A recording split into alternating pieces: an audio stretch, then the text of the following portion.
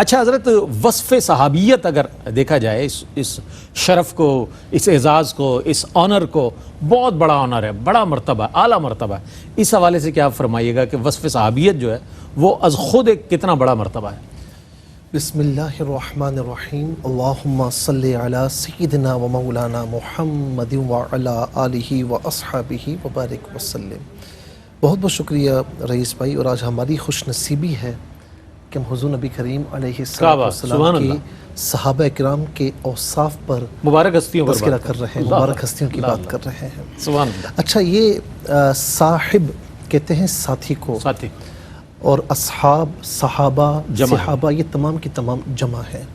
اچھا، صاحب عام طور پر یہ ہے صحبن سے، صاحب، صاد حابہ، یہ اس کا جو ہے وہ مادہ ہے۔ یہ قرآن نے پسند کیا جی، حضور کے صحابہ کے لیے، کیا بات۔ اچھا، عام طور پر یہ ہر ساتھی کے لیے کہا جاتا ہے۔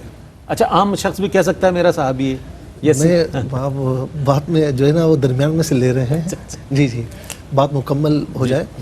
عام طور پر یہ تمام ساتھیوں کے لیے، جو بھی قریب رہنے والا ہے ساتھی، اس کے لیے کہا جاتا ہے۔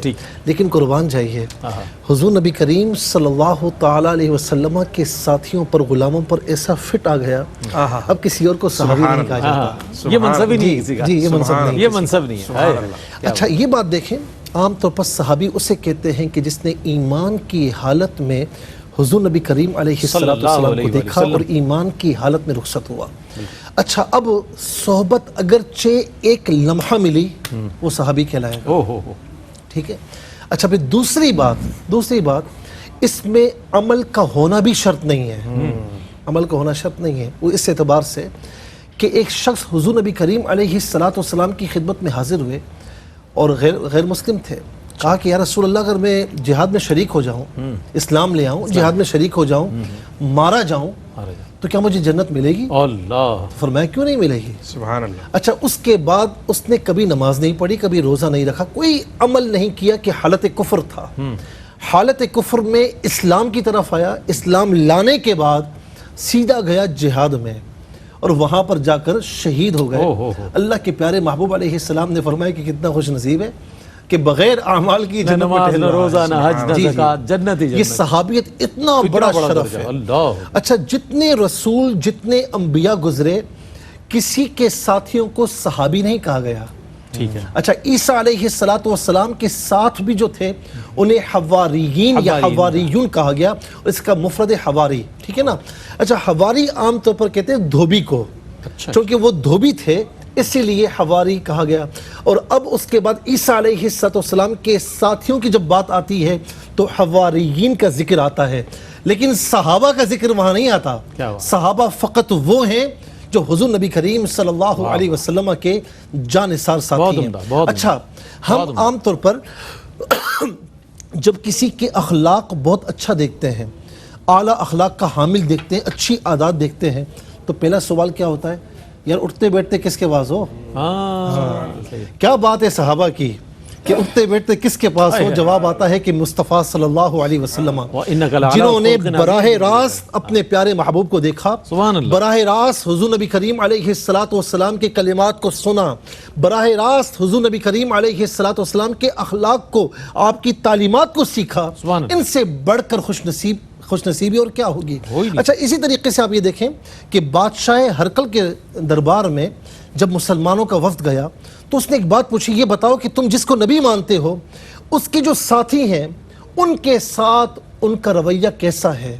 جواب آیا کہ رویہ بڑا شاندار ہے، ہر ایک یہ سمجھتا ہے کہ میں قریب ہوں۔ اس نے سوال پوچھا، یہ بتاؤ کہ ساتھی چھوڑ کر چلے جاتے ہیں یا وہی ساتھی ہیں؟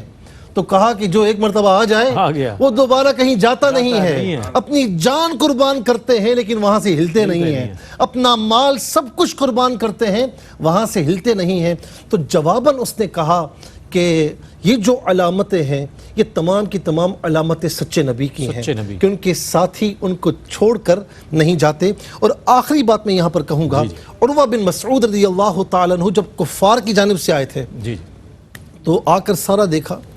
اچھا، یہ وہ صحابی رسول ہیں کہ جو زمانہ جاہلیت میں جب حالت کفر میں تھے، بڑے بڑے بادشاہوں کے دربار میں گئے، روم میں، کسرا میں، ہر جگہ گئے، تو کہا کہ ما رأیت فقدت اصحاب ملوک يعظم اصحابہ ما يعظم اصحاب محمد. صلی اللہ. کہا کہ میں بڑے بڑے بادشاہوں کے دربار میں گیا لیکن جیسی تعظیم میں نے حضور کے اصحاب کو حضور علیہ السلام کی کرتے دیکھی ایسی تعظیم میں نے کسی بادشاہ کی نہیں کیا دیکھی. کہنے ہیں. سبحان اللہ. مفتی صاحب نے وصف صحابیت کو جس طرح بیان فرمایا، شرف صحابیت جو ہے صحابہ کو جو نصیب ہوا، کس وجہ سے نصیب ہوا؟ نسبت بس رسول ایک جملہ صلی کہوں اللہ گا علیہ وسلم، صحبت رسول. کہ ان پر انگلی اٹھانا حضور نبی کریم علیہ السلام کی تربیت پر انگلی اٹھانا ہے. تربیت پر انگلی اٹھانا، بے شک ایسا ہی ہے.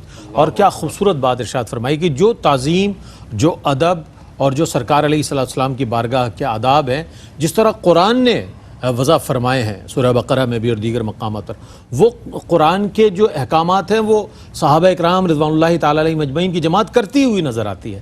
آج امت اس سے دور ہے تو تنزل کا شکار ہے، تذلیل ہو رہی ہے اور مغلوب نظر آ رہے ہیں. وجہ یہی ہے کہ حضور کا وہ ادب نہیں ہے، حضور کی وہ چاہت نہیں ہے، حضور کی وہ اتباع نہیں ہے جو ہونی چاہیے. اچھا